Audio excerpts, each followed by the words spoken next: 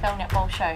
This week we're pleased to welcome Judy Sutton, who will be joining us for a chat a little bit later and to share her insight into the competition, so stay tuned for that one. That's right. Judy's been around local netball for years now, a former netball operations manager for the league and also the former member of the Peninsula Netball Umpires Association. So Judy will give us a take on how netball umpiring is tracking so far. Fantastic. And we also have all our regular segments on the show, but before we take a look at last week's results, we wanted to just have a shout out for you guys. Are you watching the show? Do you like it? Is there anything that you guys want to see? Any guests, any topics? Definitely jump on the comments and let us know. We need to know if you guys are watching, because that means we've got a job to come to next week. So. Exactly. A job. A volunteer job, but it's still a job. That's right.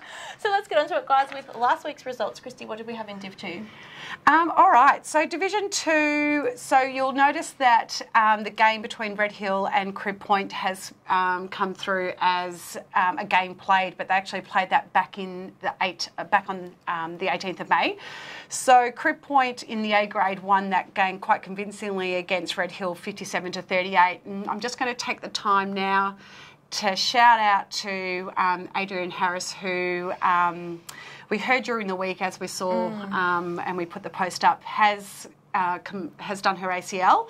So that game, she would have taken the court, and so all my best wishes to Adrian on a speedy recovery. It's not good. Look, she would almost be Miss MPNFL. She's been around since almost day one. She's been in the teams of the years. She's won league best and fairest, I'm sure. She's been in interleague side. She's been in everything. And so to have such a standout player in our competition go down with that injury is devastating. So I'll just wanted to give that shout out, Adrian. We wish you all the best.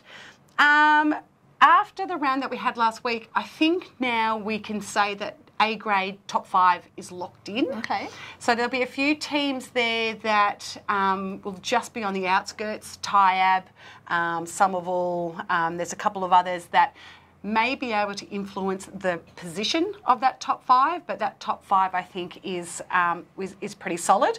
So on the games last week, Seaford versus Coringal in the A grade. Seaford sitting in second on the ladder versus Coringal, who are currently 5th. Again, about where that positioning will be. Even though Seaford came away with a win sitting higher on the ladder, it was only a 2-goal margin. And so I think that really is going to prove that maybe where they finish with the first place getter and the second chance opportunities that come through the top 5 this year be really important. And Somerville versus Langwarrin in A grade, another draw. So that's 2 draws in a row for Somerville in the A grade. We've seen so many this year. It's just unbelievable. So they've got Seaford tomorrow, so we might see if they can get 3 in a row.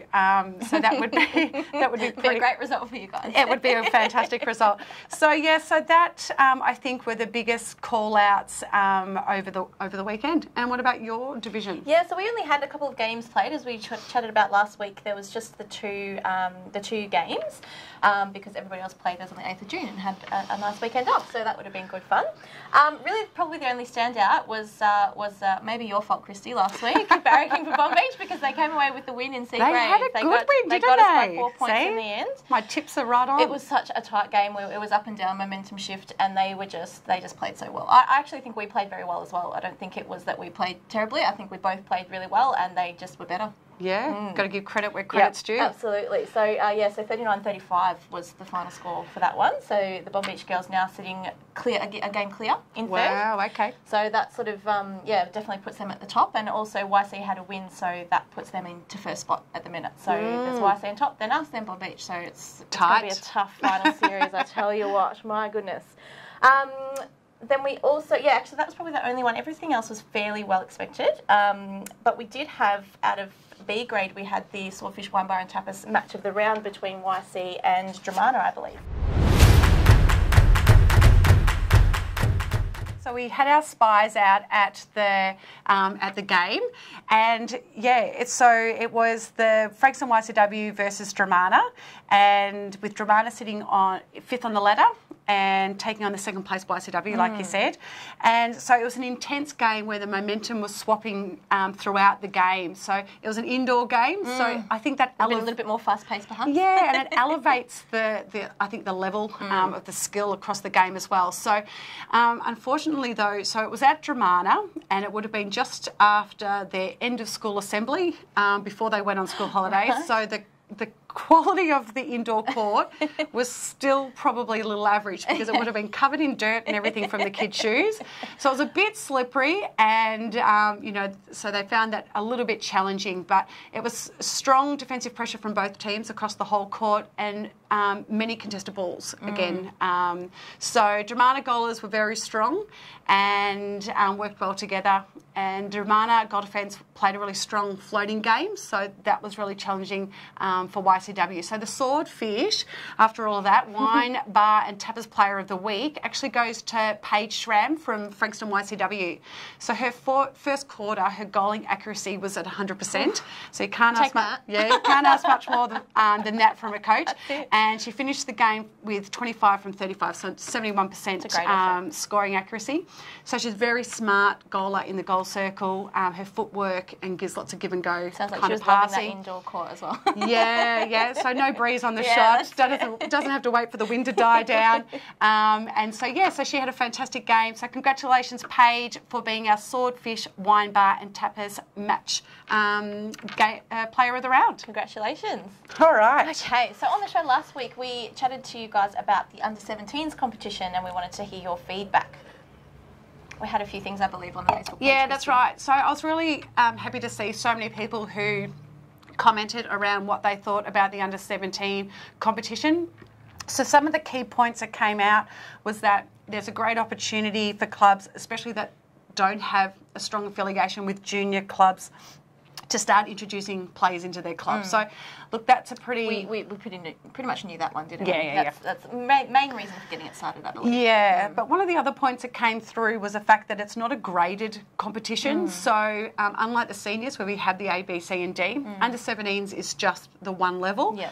And so there is showing to be a little bit of disparity across those grades. Very tough, though, because, just beginning, I think it was the same with our league when we just began as well. We only had the one or two grades. So it's very tricky when you're starting out to be able to have it, because you just don't have enough people to grade it. Exactly. So it's a tricky one. Yeah, and I can't see that we've got enough girls living on the peninsula to have multiple levels of under-17s, but maybe we did one day. I don't know. And another really interesting point, which I think this is probably one of the most important ones that have come out of the communication that we had come through, is that if a club doesn't have a junior pool to field their under-17 side from, every 1 to 2 years when that group are no longer eligible to play under-17s, they actually need to go back out and source these players from somewhere. Exactly. Taking them from the other local junior competitions where they're already playing, perhaps. And where do you find them? Are you going down and handing out brochures at the local high schools? Yeah. Like, it is... Sometimes it's hard enough to recruit to find senior players, so then to try to find juniors as well would be very difficult. Yeah, so look, some fantastic points, and we'd be really interested to see how the competition continues to grow with the structure that we have now, and potentially moving forward. Absolutely. So up on the show next, we've got our guest Judy Sutton. Right after this quick message from our sponsor, we'll be right back. Hey guys, Plugger from GameFace here. GameFace is really excited to introduce our new official apparel partner for 2019 and 2020, Swiv's Locker.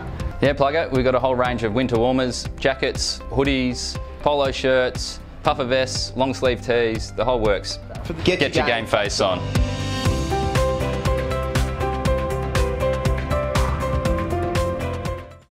Thanks again to Swiv's Locker for their support of our show. Make sure you get in contact with them for all your on and off-court apparel needs. And now we're pleased to welcome our guest tonight, Judy Sutton, to the panel. Thanks, Judy, and welcome. No worries. Hi, Sammy. All right, now, Judy, some of our viewers might be watching and thinking you're a familiar face and can't quite tell where they would know you from. So, can you start off by giving us a bit of a background about your netball career? Well, I started off umpiring back when I was probably about 10 years old, and I played, and then decided that playing wasn't for me. I was always stuck in wing defence, And there's nothing wrong with wing defence for all the wing defences out there. Well, probably not how I played it. Right, okay, to give you a bit of an inclination. And so kept umpiring, and then I was living in Warrnambool, and we used to play down by the sale yards, and you get this lovely whiff of a cow or two. Yeah. Which good country netball. Yeah, good country netball. You think it's cold in Melbourne? Well, try and play netball in Warrnambool. And then I moved up to Melbourne and started umpiring at Parkville. And then that's probably when it really kicked off, because I had some great mentors, you know, the likes of Barb Cox and so forth, who were the head coaches of the VNL then, and Anne Castles. So that's probably when I started really enjoying my umpiring and took it seriously. Yeah. And so from there I was able to step into the VNL side of things, and then got my A in 2008, and then got endorsed a couple of years ago as well. And then through that, I've had opportunities to work as a netball administrator with AFL South East. I had Jeff Jones approach me to come and help with the umpires, because the clubs were sort of screaming out saying, you know, we need help with training and development. So I did that for a few years.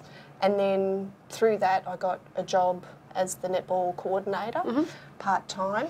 And while I was there, was when I sort of started to get a bit creative about maybe we should have a pool of umpires. And that's where PNUA kicked off. Okay. Well, I think we'll cover off on some of those things today, directly as it directly relates to our competition. So can you give us an insight on what's maybe some of the most common complaints were that came through to you back when you were as the netball operations manager? How long have we got? No, look, I found that job like so rewarding, getting to know everybody from the clubs. Like you're fantastic people because you're both involved in clubs. But the most common complaints were getting courts at the venues, and that's happened, which is great to see. Almost for us. Really good. Yes, that's right. Yes, there's still a few clubs. There's a couple still to a few clubs. Getting there, aren't we? You know, which is some of those are logistical problems. Definitely an improvement since back in the day. Yeah, absolutely, and it's great. You know, you go there and you've got your football being played and your netball side by side. Such a good atmosphere, isn't it? Oh, it's unreal. It's unreal. I love it. Biased umpiring, or the perception of biased umpiring, because you've got club umpires there. Or that the umpires went up to the standard was another thing. So that's another reason why PNUA was put together, was to help support that, because the league didn't have the capacity to do that, and that's not their role either, really. Before you go on with that, so you say it's not really their role, whereas they do support football umpire development through the AFL. Yes. So what could they do to potentially support that and the development of our umpires? Yes and no, they do, because SUA is a separate association. Sure. And the football are supported a lot more through the AFL, which is a corporate entity, whereas Netball Victoria is not. So they don't have the financial backing. So that's where it's difficult. All comes down to the dollars. Of course it does. That's right. That's right. And the other complaint was around when all the clubs were struggling with A grade. And the exemptions that were granted. But I think at the time, even though the clubs were very outspoken about it, I think now you can see that it's been worthwhile, because those clubs now, like Sorrento, Hastings, Chelsea, look at them now. They're thriving. So I think it's allowed them to rebuild, and you know the competition's a lot healthier because of it. So so there was some times there where we had some challenging discussions around that. So the exemptions were put in place, and as you know now, there is a bylaw in place which is still trying to even out that competition and ensure that A grade is staying strong. So it's a continual thing that the league is having to work through, but obviously in the infant stages, those exemptions, like you said, probably kept some of those clubs afloat. Because we were still a very young competition. compared to, you know, the surrounding ones like Sentinel, which unfortunately doesn't exist anymore. Yep. But, And what do you think? What do you think some of the most positive changes were that you saw while you were as a netball operations manager? I think that the football and the netball clubs became more united. I think there's still some more work to be done there, but I think that the football committee started to realise that netball was a great benefit, and we're not going to away. them. Yeah, that's right. That's right. You're stuck with us. You're stuck with us. But I got to see that, that unity, and that the footballers started to support the netball a lot more. That it was really beneficial to them. Yeah, and I think now they realise that they couldn't do without netball. You know, they really enjoy it. Yeah. Was there any long-term planning involved with your role back then? Is there anything that that was discussed potentially earlier that we might be seeing in the future? Or? Yeah, juniors. Okay. Juniors, absolutely, to bring those juniors in, you know, and that's going to be baby steps. Okay, absolutely. So as we can see with the under-17 competition in place at the moment, and we talked about that last week around the viability of the under-17s, which clubs are enjoying that structure, having that under-17 team, and who's potentially not, and, you know, again, if that continued, you know, that'll open up another can of worms. That's right. And that's got to be your growth. You know, you do need juniors to be able to sustain what you've got now. And it should be what the clubs are looking at, for sure. Okay. Yep. All right, let's draw you about the umpires. All right. We love them, and we love to hate them sometimes. We wouldn't have a game without them, would we? Exactly right. It's very important. Exactly right. All right, so what would you say would be the current health of the umpires across both the MPNFL and the local area at the current time? I think it's reasonable, but we had a bit of a slump a couple of years ago. And Netball Victoria are going through a bit of a change of management at the moment. So there's some support there, but we probably need a bit more. VNL, with their B grade program, we haven't seen any of our umpires be selected for that, so that's a challenge in itself. So no umpires from our area have been selected for, is that for a B badge program? Yes, to go into the VNL program. So that's something that we need to have highlighted. We've got 2 VNL clubs in our region, you know, which is amazing. Peninsula Waves and Casey Demons now. You know, that's an opportunity for our umpires to be umpiring the best in the state. You know, so in 5 years we really should have the best umpires. Well, I'll be retired by then. Yeah, right, good. There's one. What about you, Sarah? No, I'll still be going. Come on. The body holds you up. can do both. Yeah. That's right. So we should have no excuse, you know, to have our umpires be receiving the best coaching and the best players where they can go and have, you know, opportunities at practice matches and so forth. So you're talking about 5 years, and, you know, in that time we should have. Who's driving that? Whose responsibility is it for us to be able to? Is it the VNL That's clubs? right. Where does this come from? Who does that? You know, so we've got associations like Nepean, Frankston, Casey, and Chelsea.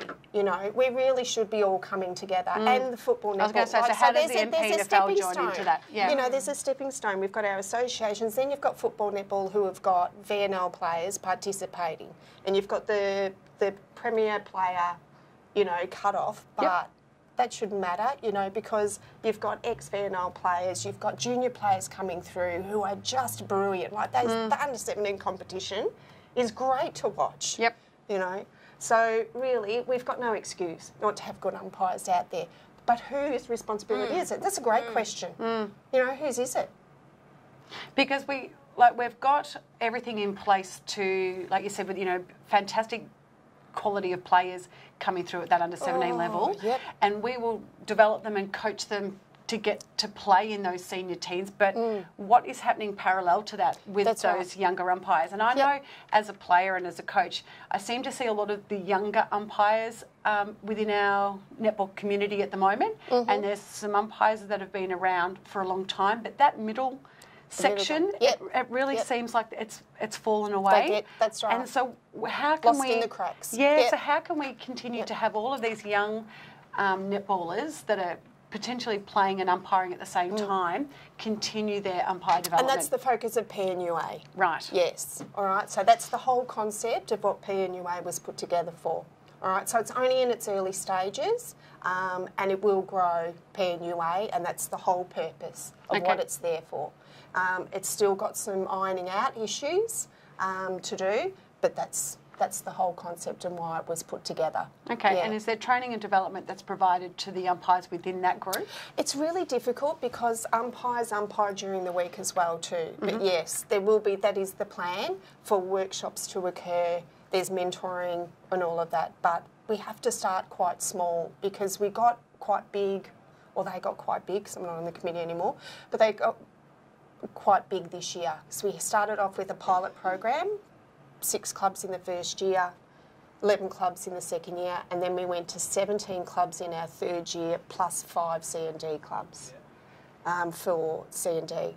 And it was probably a little bit too much for us to take on. So we need to... Just logistically, just having enough umpires at the right place at the right time. That's right. And then when you do that, if you're just sort of putting, you know, people on courts, then you're not looking at your vision and your mission. Okay. Yeah.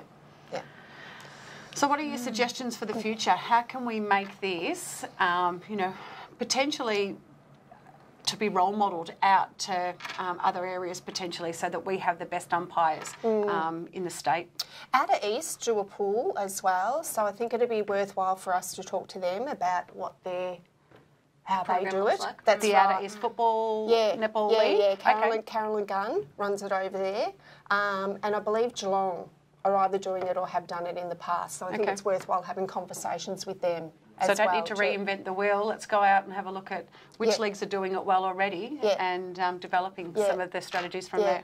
Yeah, and I think in addition to that, we need to get feedback. And I think umpires, we need to humanise umpires as well. You know, we're not robots.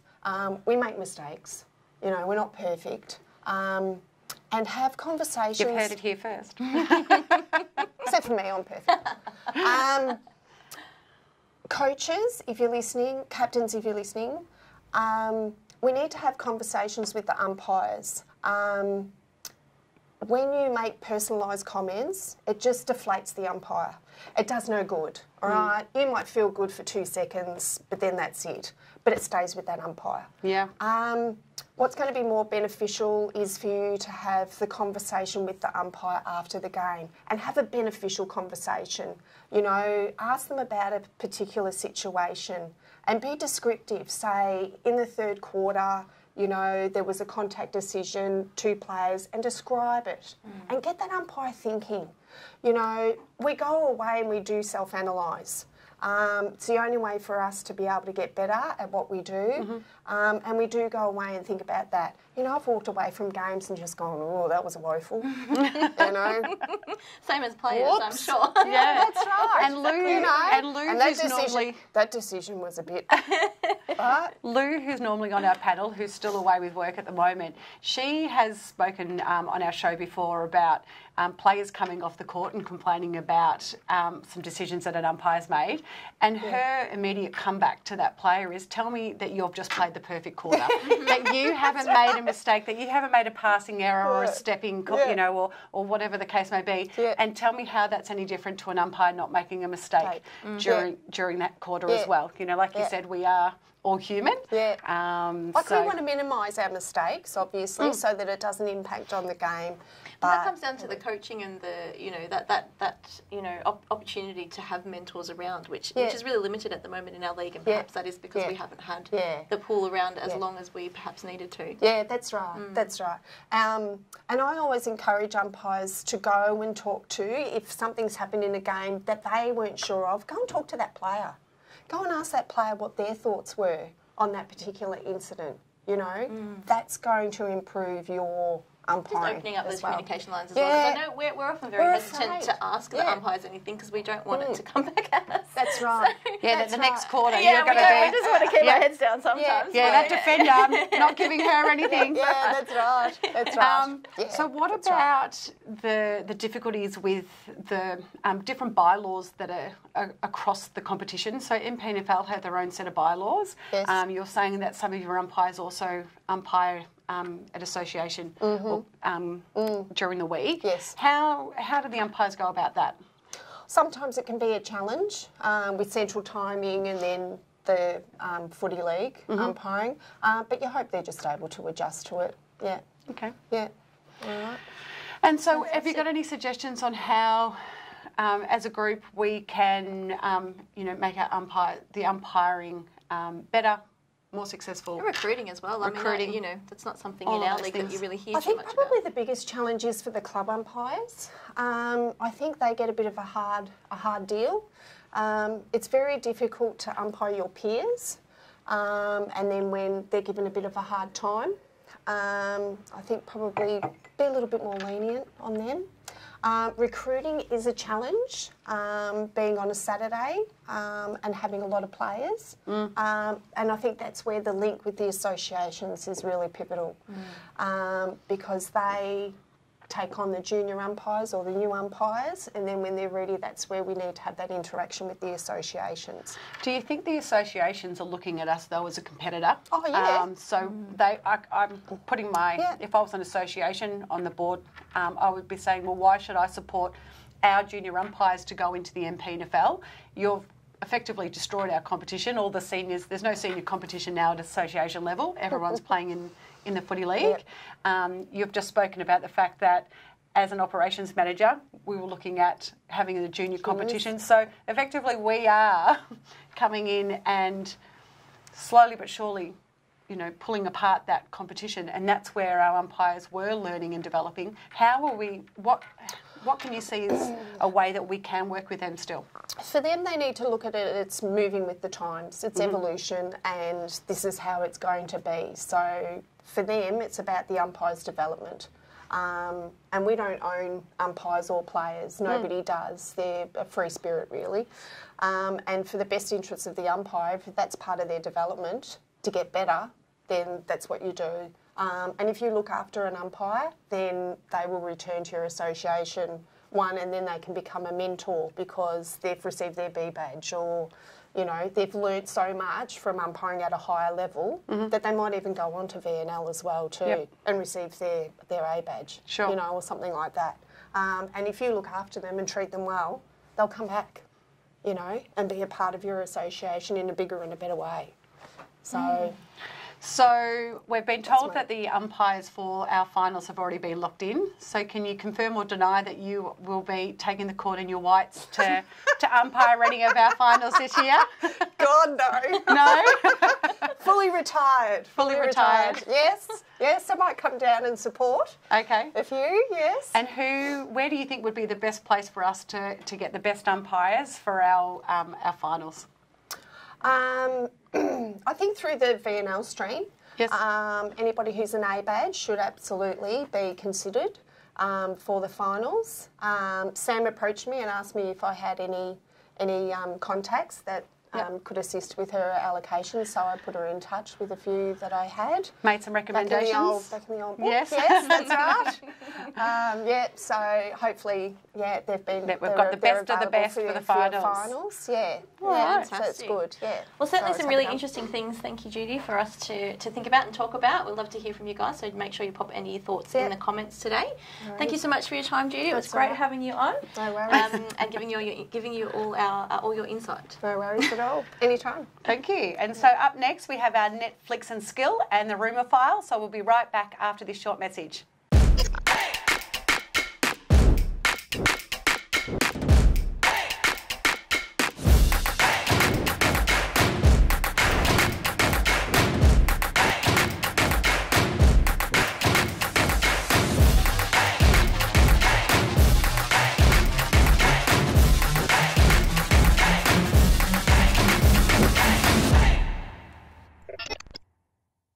Thanks so much to Frankie Media for their ongoing support. And now it's time for our Netflix and skills segment. Let's have a look at what's come through this week. So up first, we've got Amy Goodacre from Hastings Football Netball Club, who celebrated her 100th game on the weekend. Amy is the first ever Hastings netballer to reach 100 games, so congrats, Amy, that's fantastic. And thanks to Gazabee from Frankie Photography for the good shot. It's always fantastic when we get our first milestones coming through the club, so pretty well exciting done to Hastings. time. Yes. Up next, we take a look at some of our multi-talented athletes in our league. First up is Karingal Quiet Achiever Molly Wallace, who is a para-triathlete and at just 16 years of age is currently ranked 9th in the world. Molly has just returned from France, where she competed in her first International World Cup event and finished 2nd. She also beat her Swiss and French opponents, who were ranked higher than her in the world. Molly, who is ranked as a PTS5 para-triathlete, was born with a left arm brachial plexus injury sustained during childbirth, which saw damage to her spinal nerves, resulting in a paralysed left arm. She has had many surgeries but still has reduced range of motion, use and loss of strength in her left arm, making triathlon and netball achievements even more impressive. Definitely. If Molly stays in the top 10, she's in the hunt for Tokyo 2020, but Paris 2024 and LA 2028 are more realistic Olympic goals for Molly. Molly is only 16, which is very young in the triathlon world. Most international athletes she competes against range from mid-20s to late 30s, so Molly has age and time on her side. Amazing achievements, Molly. That is bloody amazing. I'm just astounded. We look forward to following your career, hopefully as an Australian Olympian in the future. Yeah, it puts perspective onto all of our just everyday games of netball, doesn't it? Absolutely. Yeah, so some great shots there from Ollie. All right, so up next is another one of our multi-talented athletes in our league. So on Saturdays, and I witnessed this last Saturday, she dominates across the mid-court for Langwarrin with her speed and strength.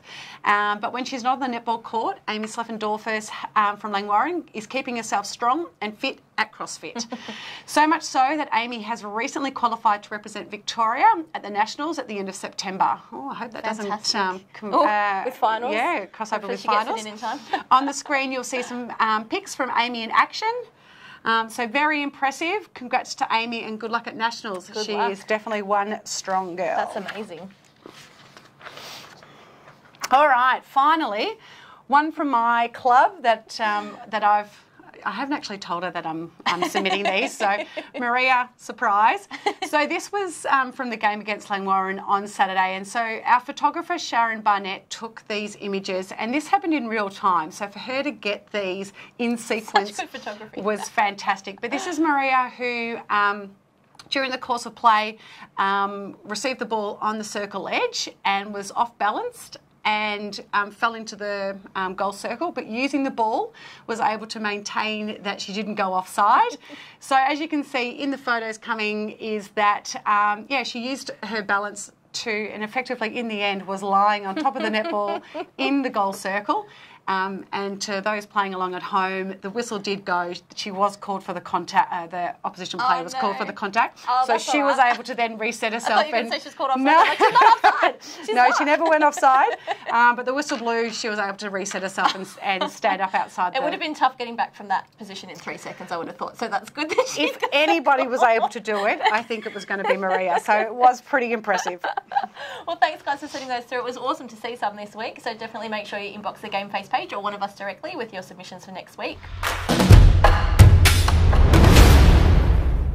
And now it's time for our weekly rumour file. Ooh. What have you got for us this week, Christy? All right, let's have a look.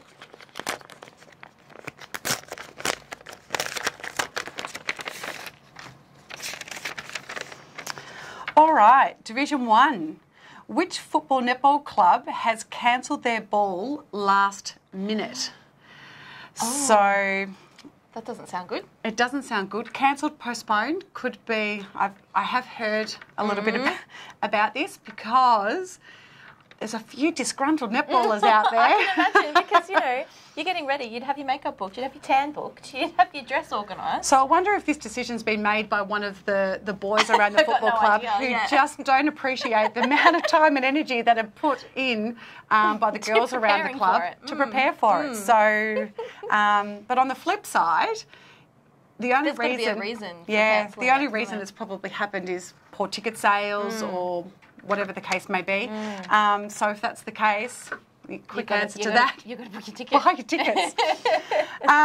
But yeah, no, so there's going to be a few makeup artists out of work this weekend. Maybe. That's no good. Well, I know I'm almost, getting closer in college here this week. I've still got a little bit of leftover tan from the weekend. We had our ball on the weekend, so, it's important. You've got to... That's all right. You've got to support your local, beauty people. Yeah. Keeping them in business. That's it. All right, and Division 2. So which Division 2 club is sacrificing at least one of their teams in an attempt to win one flag for their club? Oh, stacking the sides, do you think? Maybe. You know what? I feel like we know what happens. You can tell when you're playing opposition that they're better than you. I'm not opposed to this if you're doing it within the rules. And if they haven't played, because at this stage of the year, if they've played from the start, they would have already been locked qualified. in. They would have already been locked into a side.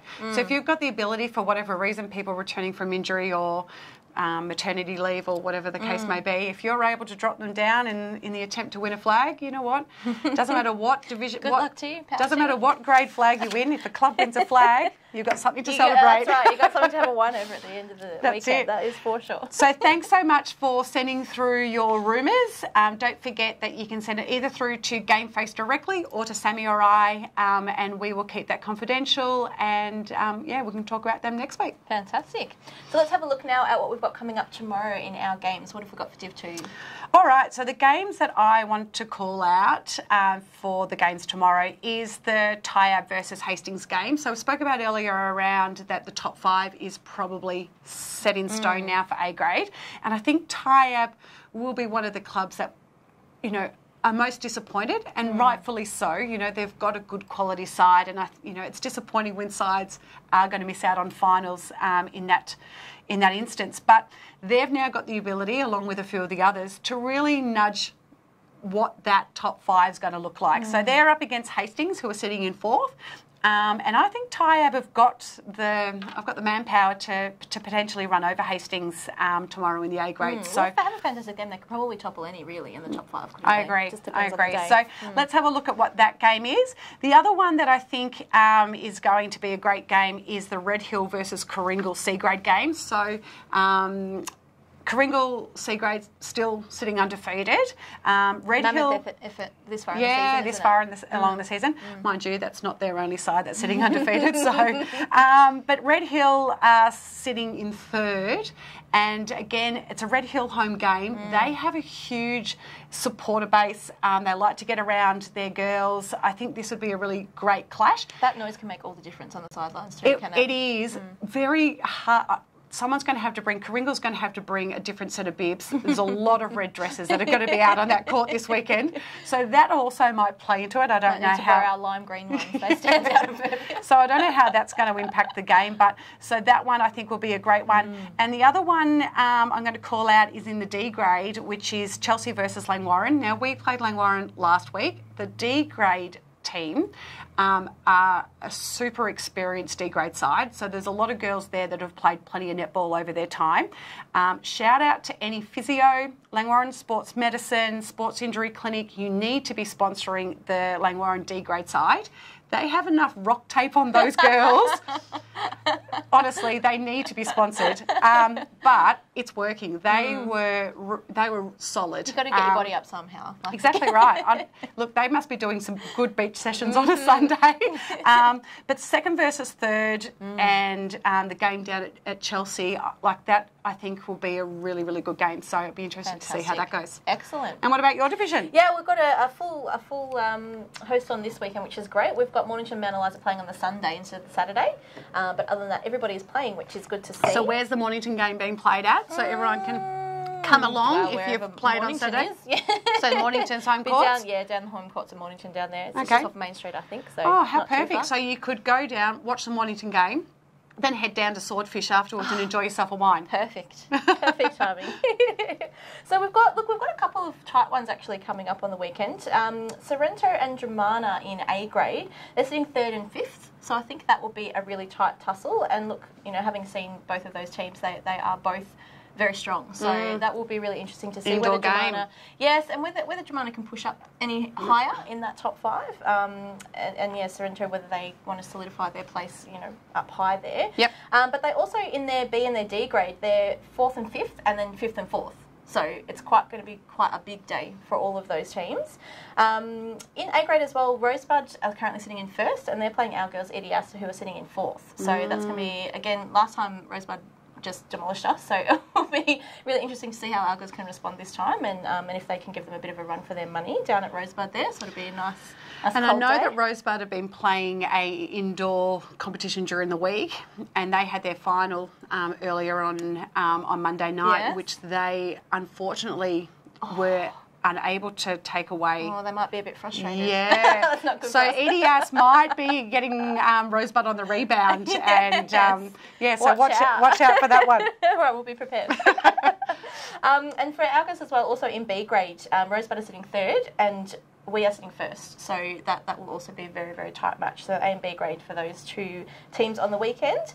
As we said, Mornington and Mount Eliza are on the Sunday. Down in B grade, Mornington are sitting 6th, Mount Eliza 7th. So that will be a really tight tussle. And also in C grade, Mornington are 4th and Mount Eliza are 5th. So there's a couple of really, really tight matches there on the Sunday. So it will be a good afternoon out to watch those girls playing. Yeah, I feel like your league probably has more of those competitive games scheduled this week than we do. And look, there's still a bit of room for movement in our ladders too. I mean, I know definitely in C grade, it's we've got the top 3 now, but we've also got 4 through to 6 sitting on equal points. So you'd hate to be that one team that misses out. Oh, there's so much up for grabs still. So there's a lot to play for. Okay. So again, we want to put out a massive shout out to our sponsors, Swifts Locker, Frankie Media and Swordfish Wine Bar and Tapas. We appreciate your support, guys. And don't forget, if you're watching the show, please give us a like or a comment. We'd love to know if you've tuned in and what you think. Right now, at the end, so you've made it all the way through. Please. All right, so thanks for watching. Good luck to all our teams tomorrow, and we'll see you all next week. Cheers. Cheers.